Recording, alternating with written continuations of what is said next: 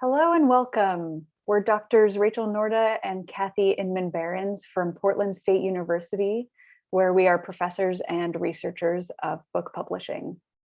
We're excited to speak with you today about today's media consumer, especially based on data from our Immersive Media and Books 2020 report.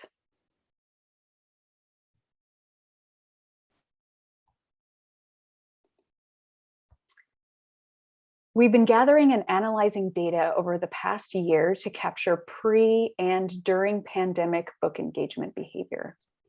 The data that we'll be talking about comes from a US-based survey of over 4,000 respondents that is nationally representative and has quotas for age, race, gender, and region. The questions for the survey and the initial results were peer-reviewed with a cross-industry research committee that was convened by Panorama Project. There were two main things that we wanted to know from this data, and these were our two goals. The first was about how people discover books, but the second was about the role of libraries in that process, so in book discovery and in purchasing. All of this sits within a larger media ecosystem where we gather data not only about discovery and buying of books, but also discovery and buying of TV, movies, and games as well. So here are some of our top level findings. And the first is for you to understand what we mean by book engagement. Engagement means buying, borrowing, subscribing to, reading, or gifting a printed book, an ebook, or audiobook in part or in whole. In order to participate in the study, a person had to have engaged with a book, at least one book, in the prior 12 months. So that survey population, 53% of them were avid book engagers, meaning that they engaged with 4 or more books each month. Another top level finding is that Black and Latinx Millennials are avid book engagers. They are more avid than other age demographics. In terms of discovery, recommendation from friends was the top way that people found books. However, that was only 1/5 of the population at 20%. In fact, book discovery is quite heterogeneous, with methods of discovery scattered among many, many options. The top ones represented here include favorite author, 15%, and recommendation from family. So people are borrowing online, browsing online and in bookstores at 30%.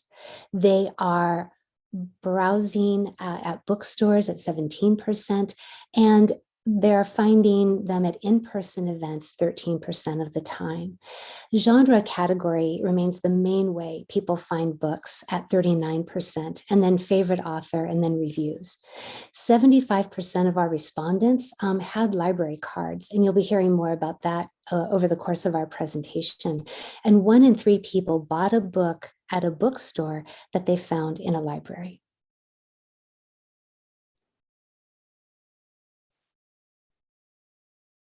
So when we look at the contemporary digital market and the behaviors of today's consumer, especially in light of the data from our study, we see that today's consumer is multitasking across all formats, even print, although multitasking proportions are much larger for ebooks and for audiobooks.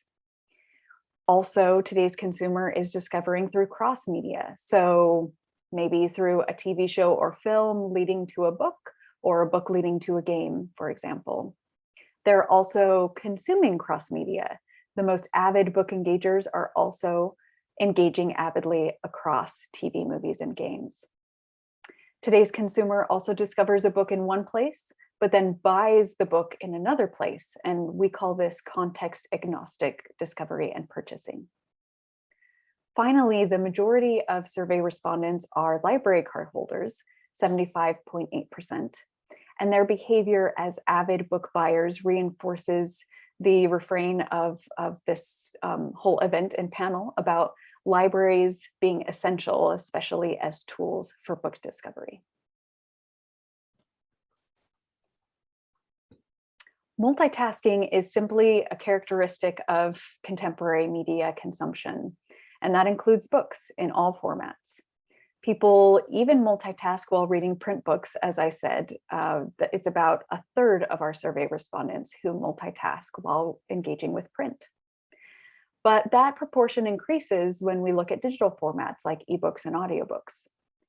60.7% of people multitask when reading ebooks, meaning that it is the norm rather than the exception to multitask while reading an ebook. So this raises a question: what other activities are people doing while they are reading ebooks? Well, 19.6% are watching TV, 10% are on social media, 9.7% are talking with other people, 9% are exercising, 8.1% are doing work or homework, and another 8.1% are commuting or traveling. 7.4% are doing chores, 7% tending to personal hygiene, another 7% playing games. And then there are 11% who are doing something else, and that includes childcare, eating and drinking, listening to music, hanging out with friends or family, crafting, cooking, etc. So this impacts publishers and libraries because it means that consumers are looking for content that they can dip into and out of very easily, because multitasking, remember, is the norm rather than the exception.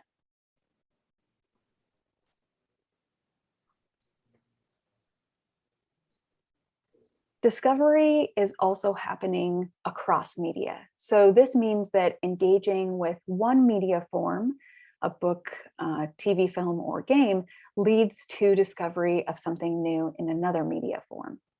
Cross-media discovery from books to other media, or from TV, film to other media, had the highest proportions, about 60% for each of those.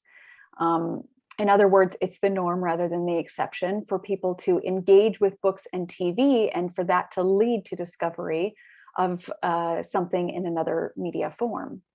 Games had a lower proportion for discovery, but still a third of respondents said that engaging with a game led them to discover a book, TV series, or film.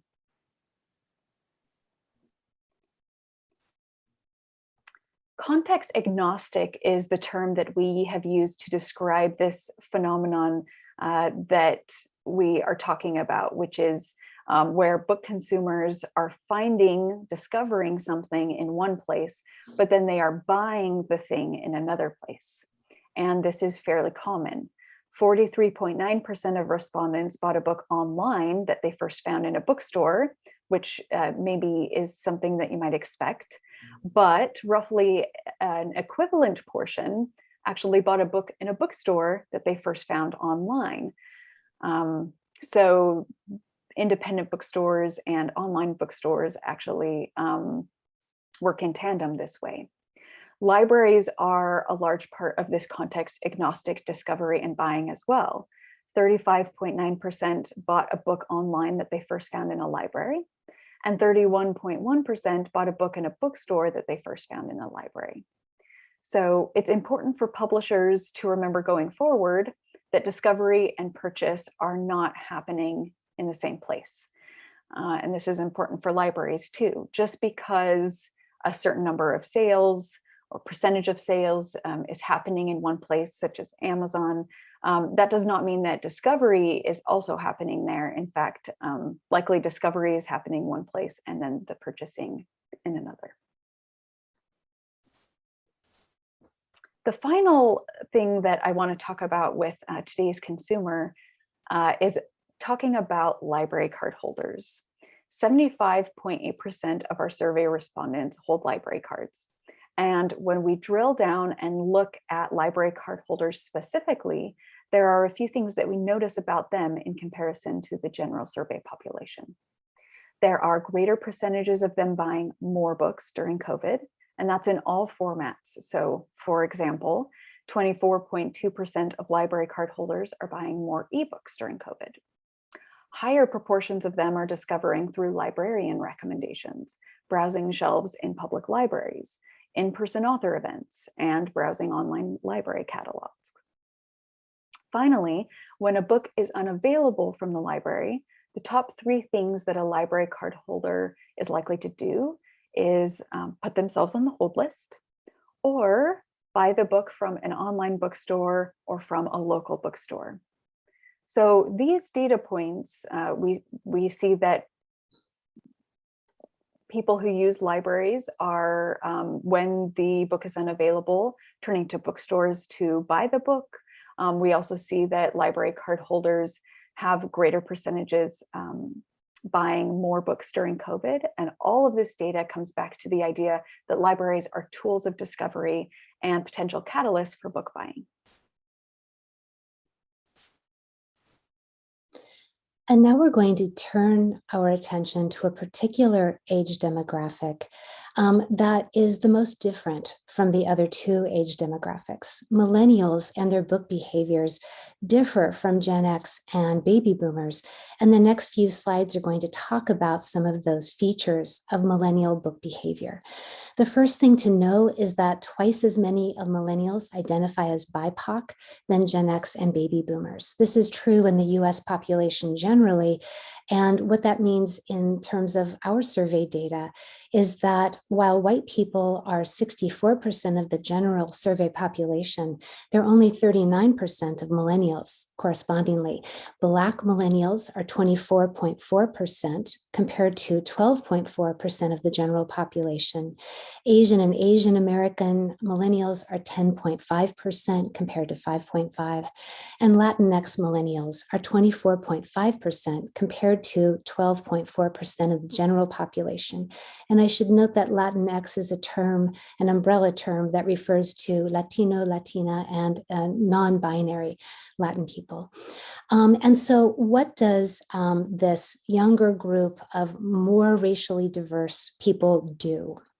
Well, the first is that when they use computers, they're mobile first, and they are online more than the other 2 age demographics. This isn't probably terribly surprising, but it does lead to some interesting book behaviors, such as millennials are significantly more likely to post online reviews.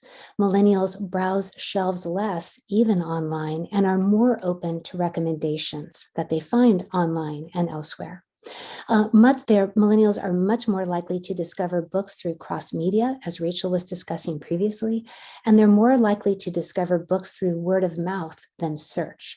So communities of influence are really important to millennials. Let's look at the next slide. So let's layer 3 types of data onto each other. And I want to remind everybody that our report has lots of granular data about age, race and ethnicity, region, and other features like library card ownership. So millennials are most likely to multitask of any age group when they engage with media. You'll see that the ones in bold, print, TV, movies, and games, are all significantly more inclined to multitask than the general population. 53% of millennials are multitasking when they have print books. This is something that libraries and publishers should keep top of mind when thinking about designing their products and access to their products. Millennials are also less likely to own a library card than the general survey population, only 70.5% compared to 75.8%. Next slide, please. And so let's think about what those features mean, getting back to the idea that millennials are more susceptible to recommendation than Gen X or baby boomers. Millennials are mobile first and multitaskers. Let's talk about how that relates to discovery, borrowing, and sharing and advocacy. Well, social media is filled with book touch points, whether via direct recommendation from friends, family, or favorite authors, or indirect recommendations from paid advertisements and algorithmic targeting. So because millennials are online more, their discovery is much more influenced by online networks. Millennials rely more on social media than any other age demographic to pay bills, shop, get news, and engage in other aspects of daily life. And so books are woven into daily life more so than for these older demographics.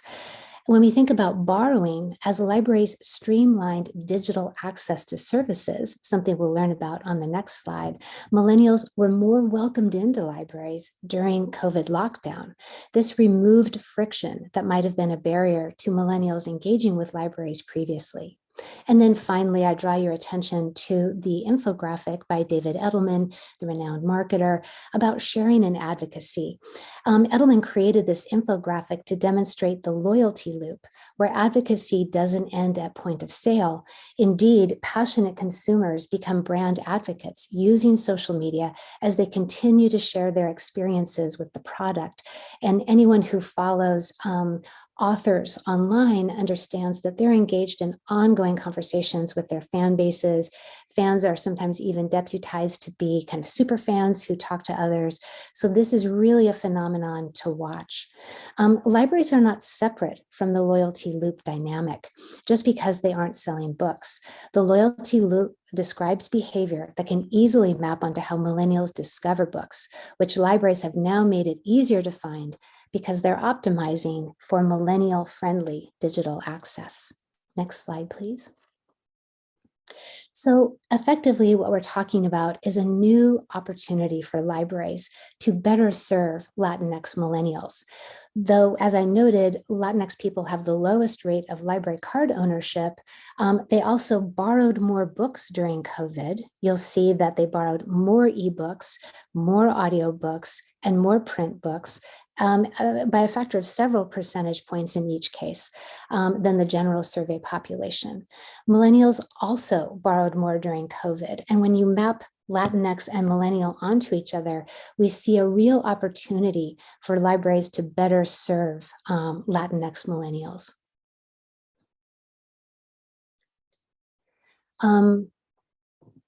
Actually, let's go back to the previous slide just for one moment. There's one more thing I want to know about this. So what does this tell us? It tells us that lockdown prompted millennials to revisit libraries. Millennials generally have less wealth than Gen X and baby boomers, and so had more need to find economical ways to get access to content. But price isn't the only story. The pandemic forced libraries to improve digital access to services. The ALA reports that libraries served their communities during the pandemic by offering digital library cards, creating curbside pickup programs, and promoting ebook lending, which surged 40% over 2019. And this is a report from April 5th, 2021. So that is to say it's a perfect mix. Millennials needed more content and libraries optimized for digital delivery of services. Next slide, please. So this is the report I was referring to, State of America's Libraries Special Report specifically about COVID-19, published by the American Library Association on April 5th, 2021. They optimized for digital delivery of services. They offered free Wi-Fi in parking lots, even when buildings were closed. They facilitated virtual book clubs and other community events. They corrected misinformation about COVID, BLM, US presidential election, all in the digital context. They also resisted censorship, that is, removal of most challenged books. Because all of this was transpiring online, it met millennials where they live. Next slide, please. And so here are our takeaways. Effectively, there are opportunities for libraries and publishers to think about how multitasking and the younger, more racially diverse demographics have unique needs that haven't been true as much with Gen X and baby boomers. The first is that mobile first computing differentiates millennials and that libraries should optimize for mobile. Second is that libraries should acquire cross-media materials that appeal to BIPOC millennials, and you'll see in our report granular data by genre about different age groups and different race ethnicities preferences for genre or highest returns for genre. That libraries and publishers should engage robustly with social media. Authenticity is key. So for example, to better serve Latinx millennials, hire Latinx millennials or Gen Zers to run your social media. Other takeaways are to create content that can be easily dipped into and out of to accommodate multitasking. As we talked about, multitasking is the norm rather than the exception. And so building content around that is a good thing to do for both libraries and publishers. Optimizing library services to facilitate multitasking and also cross-media discovery, because as we know, today's consumer is discovering cross-media. Again, it's the norm rather than the exception. And finally, our report is free and open access, and there is, as Kathi was mentioning, lots of granular data, and even divided by region and by stakeholder as well. So librarians and publishers out there, you can jump right to your relevant sections rather than having to sift through all 75 pages. Thank you for listening. Thank you.